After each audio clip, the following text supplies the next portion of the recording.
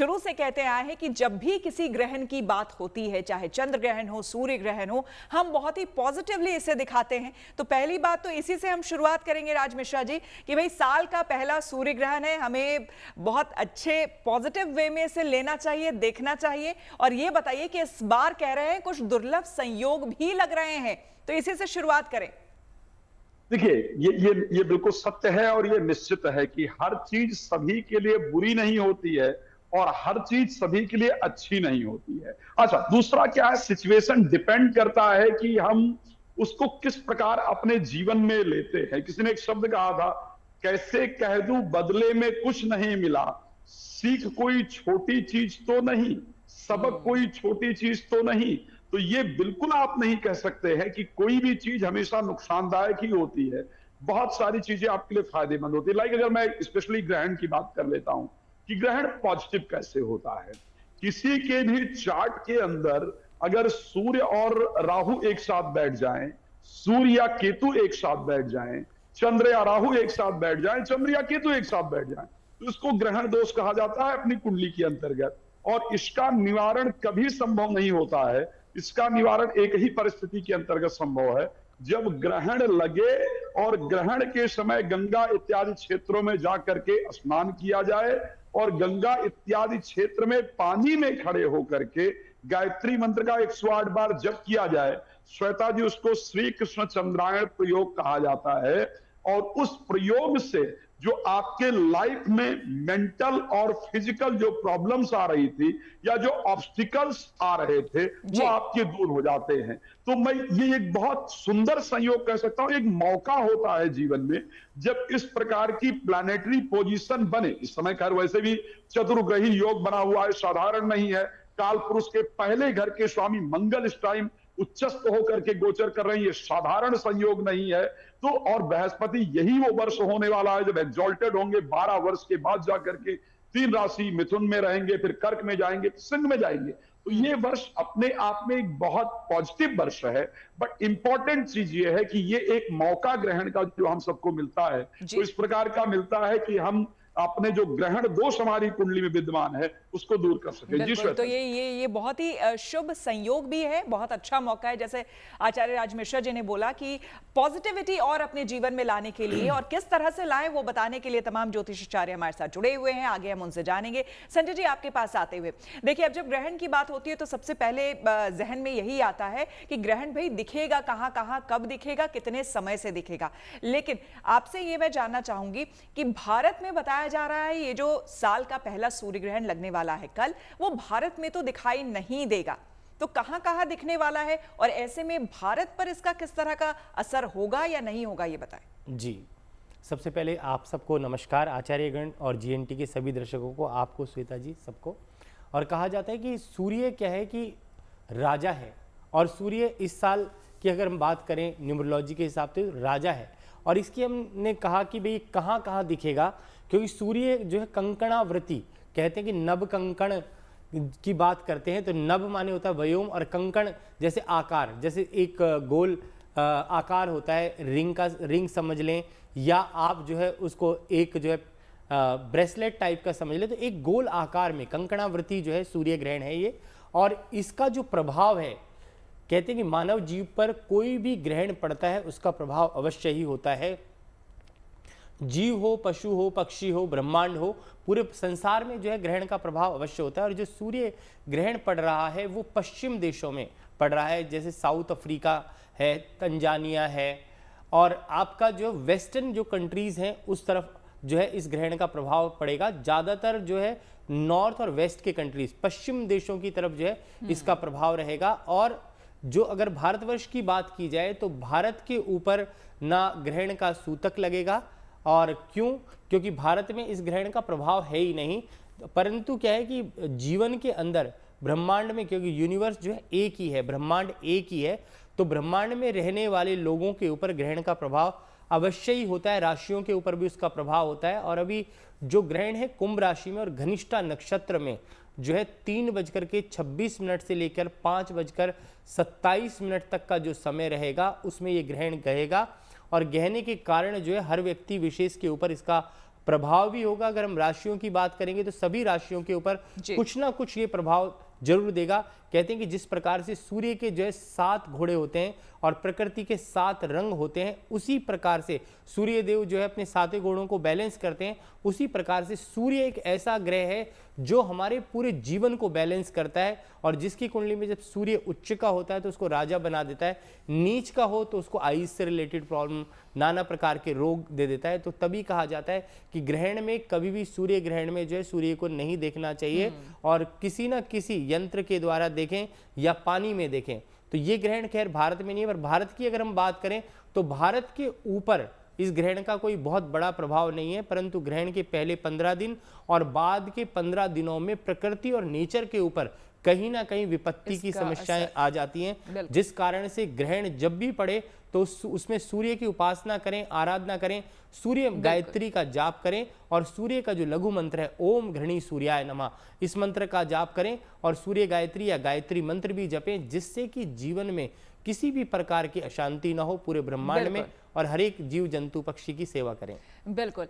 मैं लकी हूं कि मुझे गुड न्यूज पर गुड बातें करने के लिए मौका मिला है, क्योंकि मुझे जो आपने 3 राशियां दी हैं उसमें सबसे पहली राशि जो मेष है उसके 11th हाउस में ये ग्रहण घटित होने जा रहा है, और एस्ट्रोलॉजिकली ये कहा जाता है कि 11वें भाव में अगर ग्रहण घटित होता है तो आपके लिए बहुत फायदेमंद रहता है। यानी मेष राशि के लिए, चाहे हम शेयर मार्केट की बात करें, चाहे लॉटरी की बात करें, चाहे सट्टा की बात करें, चाहे मैं पार्टनरशिप में कोई व्यवसाय कर रहे हैं उसकी बात करता हूं, चाहे कहीं से आपका रुका हुआ धन इत्यादि लाभ की बात करता हूं, तो ये सब कुछ आपको मिलने वाला है। ये ग्रहण आपके लिए गुड न्यूज लेकर के आने वाला है, पॉजिटिव न्यूज आपके लिए लेकर के आने वाला है, ये ध्यान रखिएगा। बात कर लेते हैं, अगर मैं वृष राशि को लेकर के बात करूं तो वृष राशि को लेकर के भी श्वेता जी ये ग्रहण बहुत फायदेमंद है, बिकॉज 10th हाउस के अंतर्गत ये घटना होने जा रही है, और 10th हाउस रिलेट करता है आपके प्रोफेशनल लाइफ को लेकर के। आपकी प्रोफेशनल लाइफ के लिए सबसे शानदार रहने वाला, यानी जिन लोगों का प्रमोशन रुका हुआ था या सैलरी का इंक्रीमेंट इत्यादि रुका हुआ था, या मैं अगर बात कर लेता हूं कि आप जॉब तलाश कर रहे थे या व्यापार शुरू करना चाहते हैं या व्यापार स्लो चल रहा था, तो इस ग्रहण के माध्यम से वो सब कुछ आपको मिलने वाला है। रिलेटेड टू प्रोफेशनल लाइफ जितनी रुकी हुई चीजें थी वो आपकी अब स्पीड पकड़ने वाली है, चलने वाली है। तो वृष के लिए भी ये परिस्थिति बहुत अच्छी है। मिथुन के लिए मुझे थोड़ा ध्यान देने के लिए लग रहा है। मिथुन के लिए अगर आप कोई रिसर्च कर रहे थे तो वहां पर ऑब्स्टिकल्स आए, रुकावट आए, उस पर ध्यान देने की आवश्यकता आपके लिए रहेगी।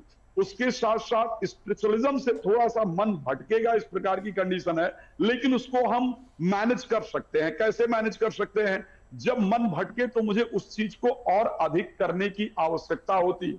श्री रामचरितमानस में गोस्वामी तुलसीदास जी ने कहा कि इंद्री द्वार झरोखा नानाता पैठे सुर करें पयाना आवत दे कहीं विषय बयारी ते हट दे कपाट उघारी। तो हमें अपने इंद्रियों को कंट्रोल करके भगवान शंकर की आराधना ग्रहण के दौरान करने की आवश्यकता है। निश्चित रूप से पॉजिटिव रिजल्ट होगा। जी ईश्वर। बिल्कुल। अब 3 राशियों के बारे में आपने बताया, राज मिश्रा जी कर्क के बारे में भी जरा बता ही दीजिए।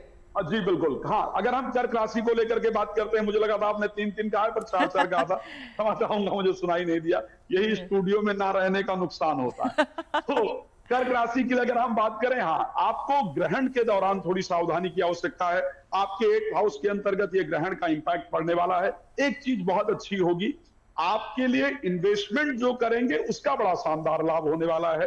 कुटुंब में चल रही प्रॉब्लम आपकी सॉल्व होगी, लेकिन ये ध्यान रखना है कि अगले 15 डेज तक आपको वाहन सावधानी के साथ चलाना है।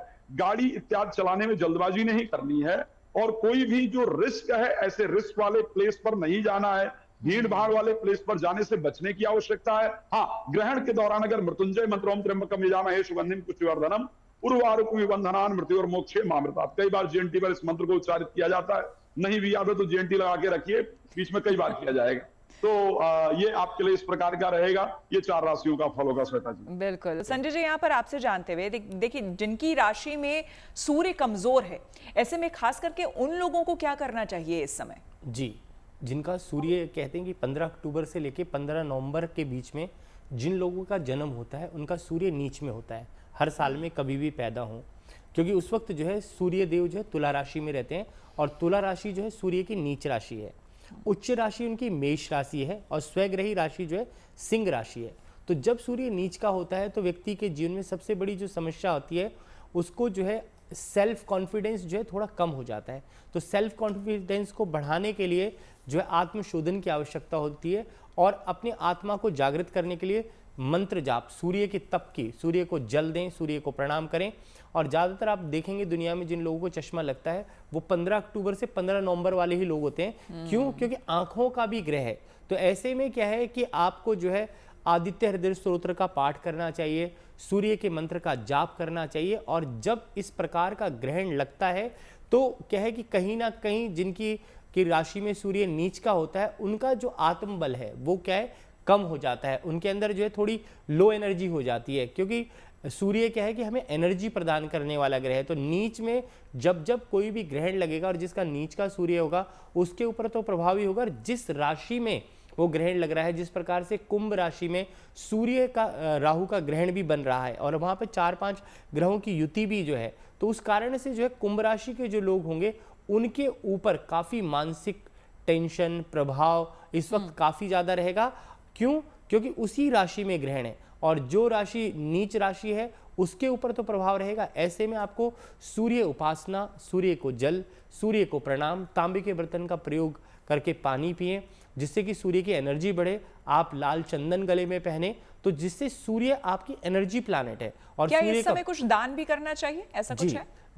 ग्रहण के पश्चात दान करें, क्योंकि ग्रहण के पश्चात जो है कनक का या गेहूं का दान कर दें, उससे विशेष करके, या लाल फलों का दान कर दें, लाल वस्तु का दान करें। पर कहते हैं कि सबसे ज्यादा जो पावरफुल है दुनिया में वो जो है मंत्र है, क्योंकि मंत्र एक फ्रीक्वेंसी पे काम करता है, साउंड पे काम करता है, तरंग पे काम करता है। जब मंत्र आप उच्चारण करते हो, ओम आकृष्णेन रसा वर्तमानो निवेश मृत्युंच यातानि भुवनानि पश्चन्न, ओम घृणी सूर्याय नमः या ओम आदित्याय नमः, ओम दिवाकराय नमः। तो सूर्य के मंत्रों को जब जाप करते हैं किसी भी प्रकार से तो हमारे आत्मा की शुद्धि होती है। सूर्य शरीर के अंदर आत्मा है और आत्म बल है। चंद्रमा हमारे मन का प्रतीक है, मंगल हमारे पराक्रम का प्रतीक है, बुध हमारे अंदर बोन्स हैं, हड्डी है, न्यूरो सिस्टम है। तो इसी प्रकार से जितने भी ग्रह होते हैं उनको आपको पावर देने की आवश्यकता है। और सूर्य की जब एनर्जी लो रहती है तो व्यक्ति को हमेशा लो फीलिंग आ जाती है, व्यक्ति को डिप्रेशन आ जाता है, स्ट्रेस हो जाता है। तो आत्मबल को बढ़ाने के लिए सूर्य उपासना करें, आदित्य हृदय स्तोत्र का पाठ करते रहें।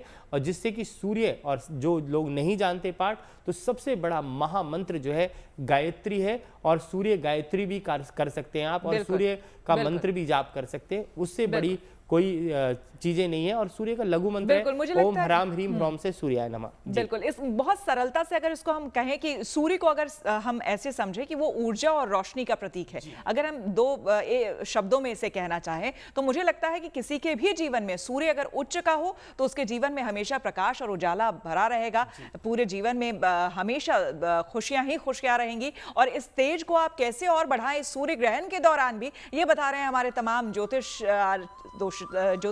अगर आप मुझसे जुड़ करके अपनी समस्याओं का समाधान चाहते हैं और चाहते हैं कि आपकी समस्याओं को ज्योतिष के माध्यम से सुलझाया जाए तो आप हमसे संपर्क कर सकते हैं, जुड़ सकते हैं एस्ट्रो तक पर।